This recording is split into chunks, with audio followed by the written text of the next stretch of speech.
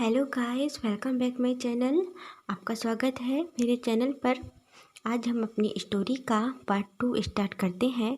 पर गाइस, उससे पहले आप प्लीज़ मेरे चैनल को सब्सक्राइब, लाइक और कमेंट ज़रूर करिए। कमेंट्स करिएगा ताकि मुझे समझ में आएगा कि मेरी स्टोरी कैसी है। और मुझे बहुत अच्छा लगता है आप लोगों के कमेंट्स देखकर। इतनी ज़्यादा खुशी मिलती है मुझे कि मुझे बहुत बहुत अच्छा लगता है कमेंट्स देखकर।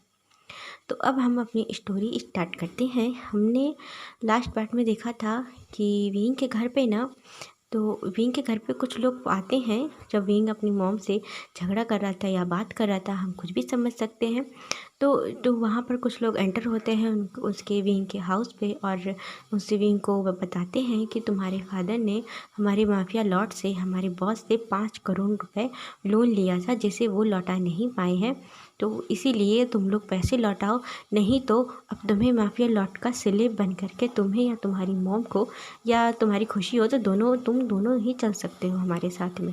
तो उसकी मॉम कहती है कि मैं तो नहीं, बट हाँ, यदि आप चाहें तो आप मेरे बेटे को ले जा सकते हैं, इसको विंग को ले जाइए। ये हर काम करने में सक्षम है, ये कुछ भी कर सकता है, कुछ मतलब सब कुछ, वो हर तरह का काम करने में सक्षम है। विंग अपनी मॉम की ये बातें सुनकर ना बहुत ज़्यादा शॉक हो जाता है और सैड भी होता है, और कहता है विंग विंग कहता है, मॉम आप कैसी बातें कर रही हैं, अभी क्या कह रही हैं। तो मॉम कहती है कि तुम्हारे बाप ने उनसे लोन लिया था, तो तुम्हारा ही फर्ज बनता है कि तुम ही इसे चुकाओ, मेरा कुछ लेना देना नहीं है। और तुम जा रही हो कि नहीं, तुम जाओ यहाँ से। ऐसा बोल के वो विंग को ही भेज देती हैं। जो माफिया लॉर्ड का असिस्टेंट था और जो उसके गार्ड्स थे, वो लोग विंग को ही अपने साथ ले जाते हैं।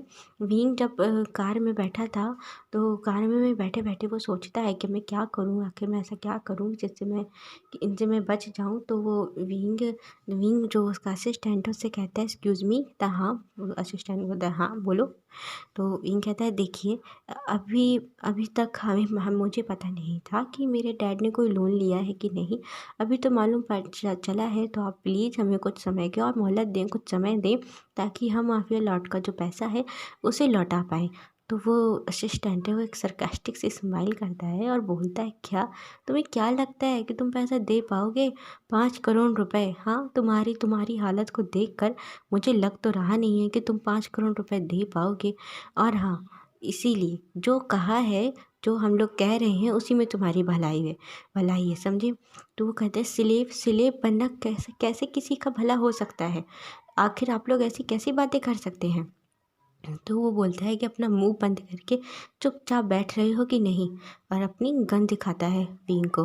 तो विंग उसके गन को देखता है और वो थोड़ा डर जाता है, तो वो चुपचाप होके बैठ जाता है। तो हाँ हाँ, ठीक है, मैं बैठा हूँ, मैं चुप हूँ, बिल्कुल शांत हूँ, ऐसा बोल के वो चुपचाप बैठ जाता है। फिर वो लोग पहुँचते हैं, उसकी कार एक बहुत बड़े मेंशन के अंदर उनकी कार जाती है, और बहुत डोर खोल मेंशन का मेन डोर ओपन होता है। फिर वो कार को अंदर लेकर के जाते हैं, और अंदर जा कर के वो असिस्टेंट और जो उनके गार्ड्स थे, वो सभी कार से नीचे आते हैं।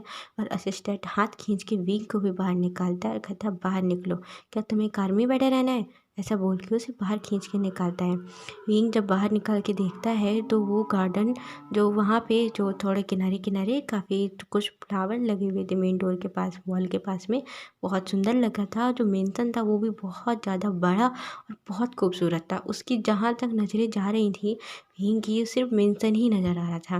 विंग अपने एक हैंड्स की फिंगर से अपनी अपनी चश्मे को ठीक करता है, और अपने अपने थोड़ा कपड़े ठीक करता है, क्योंकि वो उसने खींचा था। तो क्या कहते हैं, अपने क्लोथ को थोड़ा ठीक करता है, चश्मा अच्छे से लगाता है, और फिर उसमें पूरे मेंशन को ही देख रहा था। उसने इतना खूबसूरत और इतना ज़्यादा सुंदर मेंशन अपनी पूरी लाइफ में नहीं देखा था, सिर्फ मूवीज़ के अलावा।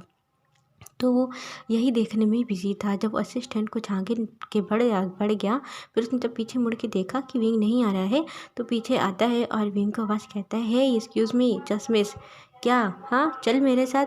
तो कहता है, हाँ हाँ। तो वो उस आता है विंग, और उसके साथ आता है, चलने लगता है। तो वो स्पीड से आकर के विंग का हाथ पकड़ता है, और स्पीड और विंग को तेज़ी से, मतलब थोड़ा रफ्तार बढ़ाते हुए अपने कदमों की, विंग को अपने साथ लेकर के जाता है। जब विंग उसके साथ जा रहा था तो वो तो चल रहा था, वो असिस्टेंट चल रहा था, पर विंग ना चल नहीं रहा था। ऐसा लग रहा था जैसे कि वो विंग को खींचता हुआ अपने साथ लेकर के जा रहा है, क्योंकि उसकी उसके जो कदमों की रफ्तार थी उससे विंग उसके बराबर नहीं चल पा रहा था। और जब विंग जहाँ जा रहा था बस उसे हर एक रास्ते में गार्ड्स ही गार्ड्स नज़र आ रहे थे। वहाँ इतने सारे गार्ड्स थे कि एक नज़र में गिन पाना तो बहुत ही मुश्किल था। जब वो लोग मेंशन के अंदर एंटर करते हैं, मेंशन के अंदर जाते हैं, लिविंग हॉल की तरफ जाने ही वाले थे, तो ना एक गन शूट की आवाज़ सुनाई देती है, जिसे सुन करके विंग के तो पूरे जैसे मतलब विंग के बॉडी से तो जैसे जान ही निकल गई हो, इस तरीके से वो अपनी जगह स्टिफ खड़ा हो गया।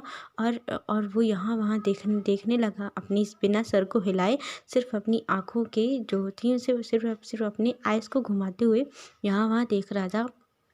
और जो वो असिस्टेंट ने विंग का हाथ पकड़ के रखा था ना, तो विंग ने और टाइटली उसका हाथ पकड़ा, तो वो समझ गया, जो असिस्टेंट है वो समझ गया कि विंग ना डर गया है।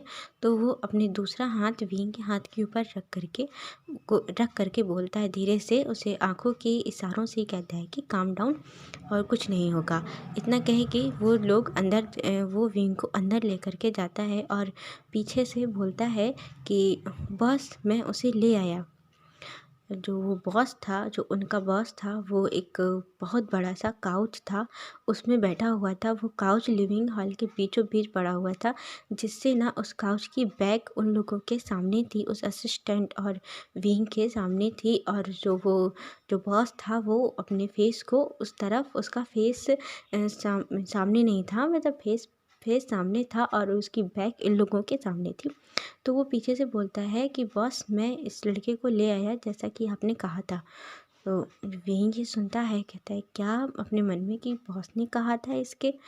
लेकिन वो इतना डरा हुआ था कि ये जो गन शूट की आवाज़ आई थी वो कहाँ से आई। वो अभी भी अपनी धीरे धीरे नज़रें उठा के ना पूरे मेंशन को देख रहा था। वो मेंशन अंदर से भी इतना बड़ा मेंशन और इतना ज़्यादा लग्जरी था, उसमें हर एक रखी हुई चीज़, छोटा सा छोटा वहाँ का शो पीस भी बहुत ही ज़्यादा कॉस्टली नज़र आ रहा था, देखकर ही लग रहा था।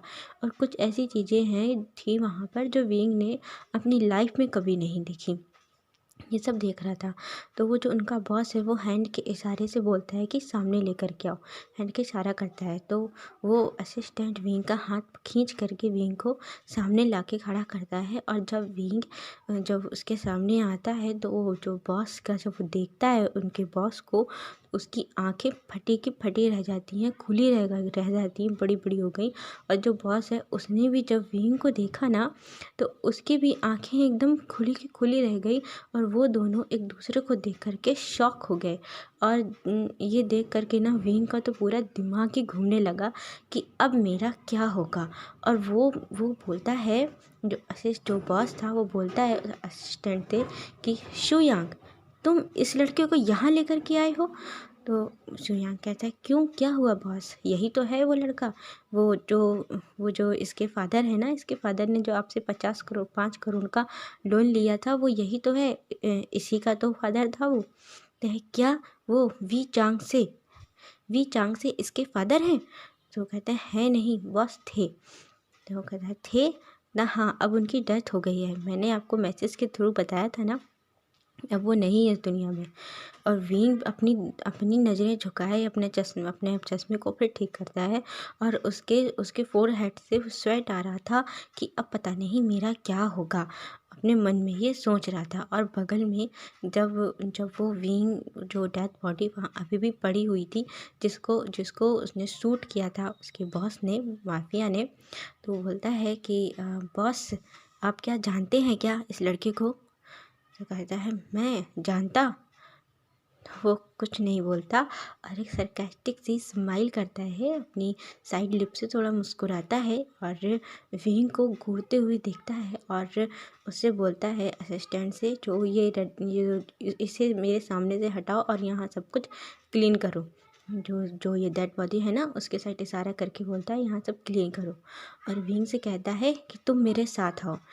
तो विंग कहता है मैं ऐसे बोलता है, था हाँ तुम मेरे साथ आओ। सुनाई नहीं देता तुम्हें एक बार, मुझे सिर्फ एक बात, कोई बात सिर्फ एक ही बार कहने की हैबिट है, मैं दोबारा रिपीट नहीं करता। इसके बाद दोबारा सिर्फ मेरी गन बोलती है, समझे। ऐसे इतना कोल्ड और रूड वॉइस में वो बोलता है।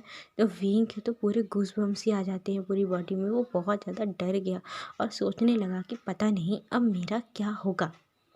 यह सोच के अपनी आंखों को बंद करता है टाइटली और उसके पीछे चलने लगता है, उस बॉस के पीछे।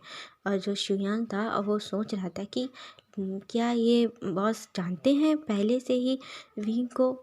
अ, इतना सोच के और अपने हैंड को शेक करता है और एक कॉल करके बोलता है कि यहाँ जितना भी मैस फैला हुआ है यहाँ सब कुछ साफ़ करो। और कहता आज फिर बॉस ने एक को जान से मार दिया, फिर से शूट कर दिया।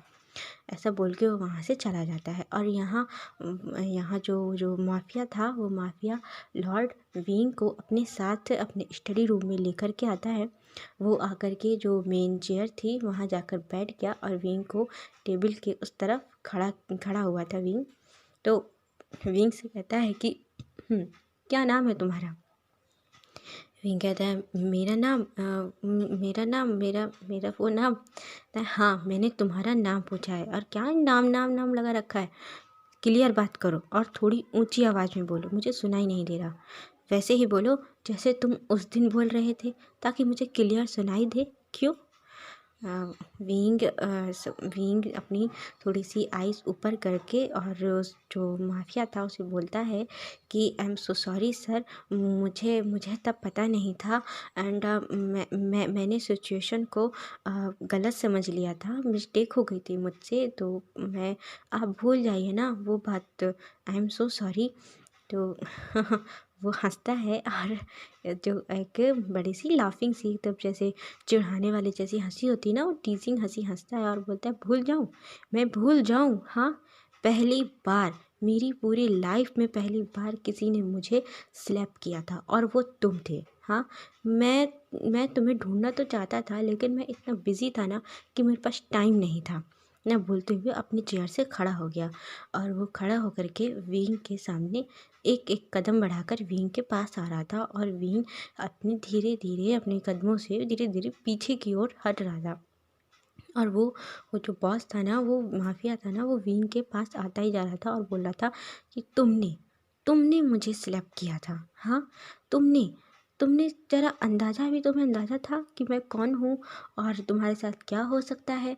मुझे लगा कि तुम एक कोई टीनेजर्स बॉय हो या छोटे से कोई बच्चे होगे जो मैंने तुम्हें छोड़ दिया उस दिन, लेकिन अब मुझे फिर से मौका मिला है। अब मैं तुम्हें नहीं छोड़ने वाला। और तो और तुम तो उस वी चांगसे के बेटे हो जिसने एक बार पैसा लेकर के दोबारा मेरा वापस करने की कोशिश भी नहीं की। तो विंग ये सुनता है और अपने अपने पापा की और अपने डैड की बात सुन के उसे फिर गुस्सा आ गया। तो बोलता है कि अब जब वो इस दुनिया में नहीं है, थोड़ा गुस्से से और अपने दांत पीसते हुए बोलता है कि जब अब वो इस दुनिया में नहीं है, वो पिछले 6 मंथ पहले ही उनकी डेथ हो चुकी है, तो वो कहाँ से आपका पैसा देते। पैसा मैं कह तो रहा हूँ कि मैं धीरे धीरे आपका पैसा लौटा दूंगा। मैंने आपके असिस्टेंट से भी कहा था। ओ गुस्सा उसके पास आकर के विंग अब पीछे जाते जाते ना सीधे वॉल से टकरा गया था। पीछे एक वॉल थी, उससे जाकर के टकरा के खड़ा हो गया और वो जो माफिया था उसने अपने दोनों हैंड को विंग के आसपास रखा थे, दोनों साइड से रख करके वॉल पे विंग को पूरा कवर कर लिया था। और वो विंग के सामने बिल्कुल फेस टू फेस दोनों लोग अब खड़े हुए थे। और विंग का सर नीचे था क्योंकि वो उसे नज़रें नहीं मिलाना चाहता था, पर उसे गुस्सा आ रहा था उसकी। तो वो जो चिन से अपने हैंड से विंग के चिन में हैंड रख करके उसके सर को ऊपर उठाता है और बोलता है अभी भी तुम्हारे अंदर ना ये जो गुस्सा है और ये जो तुम्हारे अंदर मुझे इतना गुरूर नज़र आ रहा है ना, मैं इसे तोड़ना चाहता हूँ। तुम्हारा ये ईगो तुम्हारा तोड़ना चाहता हूँ। इतनी ब्रेवनेस है ना जो तुम्हारी, मैंने आज तक पहली बार किसी के अंदर देखी है, आज तक मैंने नहीं देखी। तुम पता है किसके सामने खड़े हो?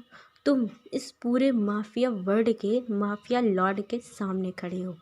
आई एम माफिया लॉर्ड और तुम मुझसे डर नहीं रहे। हाँ मैं तुम इस तरह सरकास्टिक से स्माइल करता है और विंग की ओर देख करके और विंग की आंखों में आंखें डाल के देखते हुए उससे देख रहा था विंग को। विंग भी उसकी आंखों में देखता है और ये देख कर ना वो सच में जो माफिया था सच में सरप्राइज था कि ये एक छोटा सा बच्चा जैसा है मेरे सामने, और वो देखो तो मेरी आंखों में आंखें डाल करके बोल देख रहा है, ज़रा भी डर नहीं है।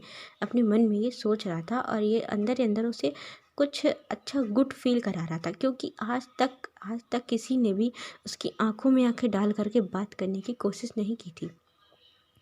तो इससे ना उसे कुछ ये इंटरेस्टिंग लगा, ये पर्सन बहुत इंटरेस्टिंग लगा। कहता अभी तक तुमने मुझे अपना नाम नहीं बताया। कहता मेरा नाम विवो शियान है। तो कहता ओ विवो शियान, क्या एज है तुम्हारी? 16। कहता मैं 18 ईयर का हूँ, मैं इतना भी छोटा नहीं हूँ। और मुझसे दूर रह कर के बात करिए, मुझे थोड़ा अनकंफर्टेबल फील हो रहा है, वो गुस्से में बोलता है। कहता है अनकंफर्टेबल फील हो रहा है? हाँ, तुम पहले मुझे ये बताओ कि तुमने क्या सोच करके उस दिन मुझे सिलेक्ट किया था।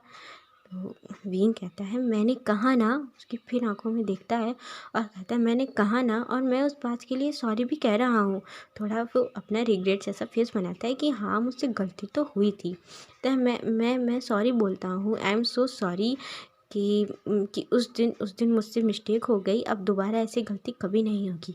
तो है दोबारा? हाँ, तो दोबारा तुम्हें लगता है कि मैं तुम्हें दोबारा ये चांस दूंगा? अब तुम फिर से मेरे फेस तक पहुंच पाओगे? होता है नहीं नहीं, मेरा वो कहने का मतलब नहीं था। विंग था नो नो, मेरा वो कहने का मतलब नहीं था। मैं बस ये कह रहा था कि आई एम सॉरी, उस दिन जो हुआ आप प्लीज़ भूल जाइए। मुझे बाद में लगा कि मैंने कुछ ज़्यादा ही रिएक्ट कर दिया था। तो कहता है नहीं, मैं नहीं भूल सकता उस बात को। अब तो मेरे पास पूरा चांस है बदला लेने का, तुम यहाँ मेरे स्लैब बन कर के आए हो। तो मैं अब इतना बोल के वो पीछे हटता है और टर्न होकर के आगे चलने लगता है। विंग से टर्न हो जाता है, विंग के सामने अब उसकी बैग थी। आगे सामने जाते हुए वो चलते हुए अपने चेयर में बैठता है और एक पेपर निकाल करके कुछ उसमें नोट करने उसमें लिखने लगता है, कुछ बातें लिखता है और कहता है ये इसे पढ़ो तुम। विंग उसे पढ़ता है, देखता है। विंग कहता है क्या है ये? तो इसे पढ़ो।